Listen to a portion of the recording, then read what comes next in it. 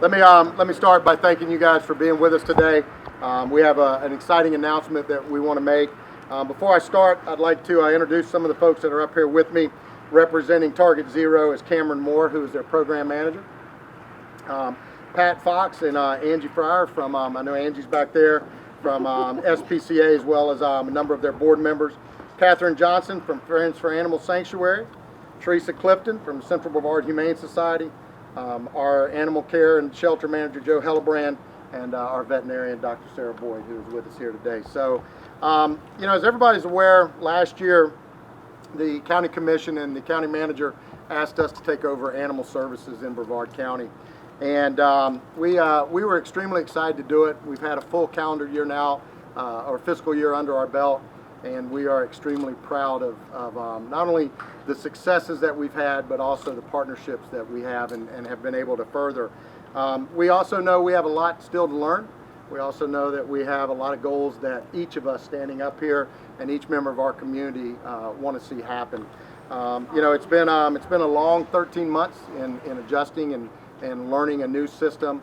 We didn't really have a lot of experience when we first came into this, and we were certainly blessed to have good friends that helped us along the way and gave us a lot of good advice and a lot of good mentorship and guidance. When we first took over to do this, we made a commitment to Brevard County and our community, and that was a more humane community. We wanted to raise the standard of care in our care centers and to save as many animals as possible through adoptions, fosters, and the development of relationships with our rescue partners.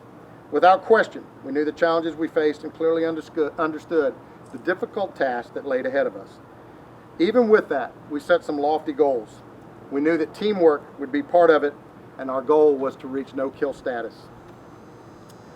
We've had a number of accomplishments along the way, and I want to just list a few of them, although it would take me quite a while to list all of them. We created the Pet Posse that has helped financially with some of the projects that we've had. We began using inmate labor to clean both shelters and exercise the dogs, developed new positions with the existing budget to include a rescue coordinator, which is a vital part of what we do, volunteer and community outreach coordinator, facilities maintenance manager, and crew leaders to more effectively manage and supervise our inmate crews. Also a foster coordinator and intake counselor. We extended our hours of operation to 7 days a week. We created a call center in the Viera office to free up shelter staff using existing personnel, and we did an extreme makeover of the South facility, which you see behind me as we speak. We also created community cat rooms, outside runs for the dogs, built Fisher and Molly's Place, and on and on and on.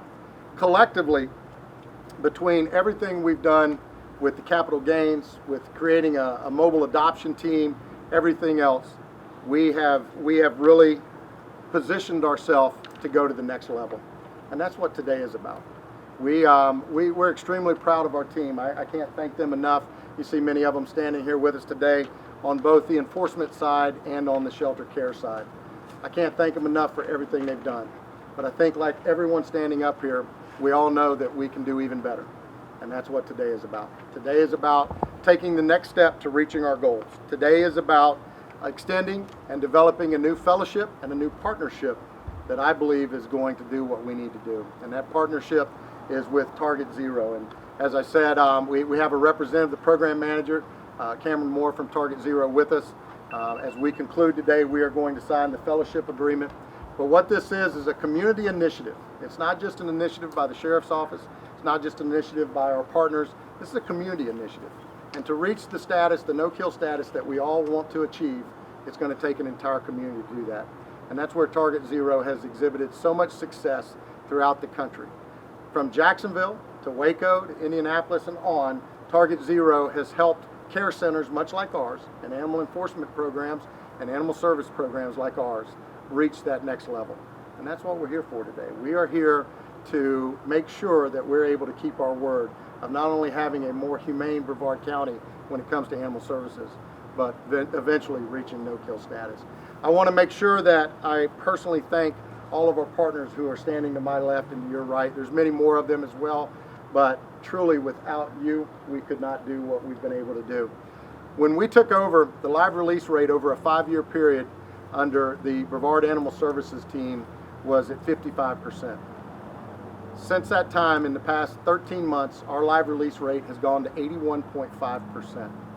Even more impressive is that for the past 6 to 7 months, we have achieved a 90% or higher live release rate, and we plan to continue on that course. We know that we have some strong challenges ahead of us, but we also know that we have great partnerships, we have great relationships, we have great community support, and more than anything else, we have motivation to make sure we achieve that goal. So today, I'm going to ask Cameron to come up and talk a little bit about Target Zero, but today for us, this is the start of a new goal, or not really a new goal, but a new program that's going to help us achieve our goal. And I'm truly excited to be a part of it. So Cameron, if you'd like to come up. Excellent, thank you. Thank you everyone for being here. So as the sheriff said, Target Zero mentors communities to try to help them implement strategies to save more lives. And we know that the closer you get to the goal, the harder it becomes. So that's why we really do need the community to step up and help us. It can't just be on the backs of this department here or on the rescues. Everybody needs to work together to save more animals.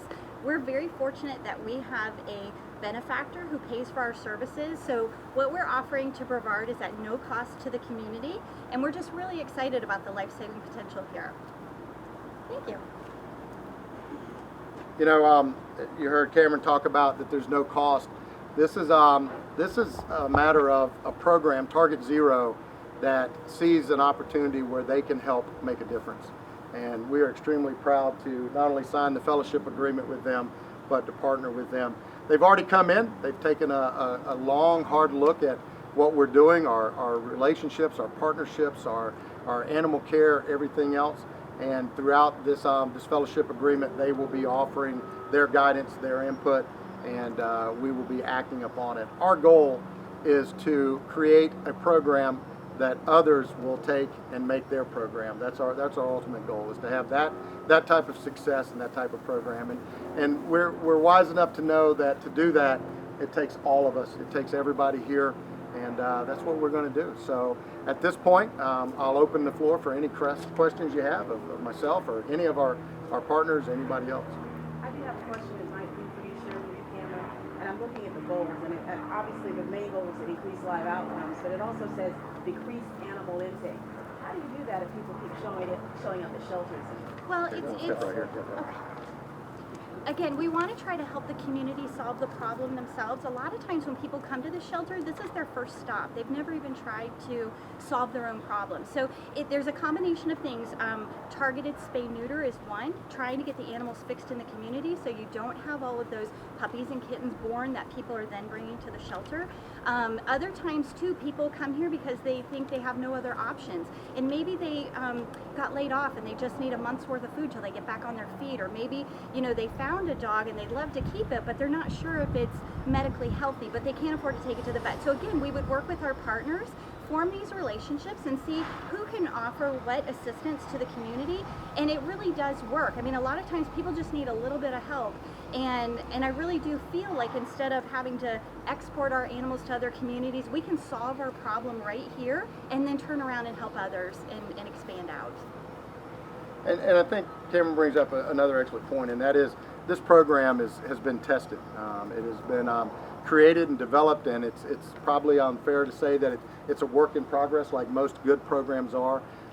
The Jacksonville Animal Care Center is an excellent example of the success that Target Zero have, and there's others, many others throughout the country. But a lot of it just comes down to, and further to answer your question, a lot of it comes down to education and awareness for our community, and that's part of this program. That's part of the rollout, is to have a person that can help our citizens when they're dealing or struggling with something with their animals, and so that's all part of it, all inclusive in it. Well, I'm glad that Wayne is where he's at, and I'm glad he's able to get involved with Target Zero. We signed the agreement years ago, but I'm glad that Wayne's doing it because it's going to make a difference.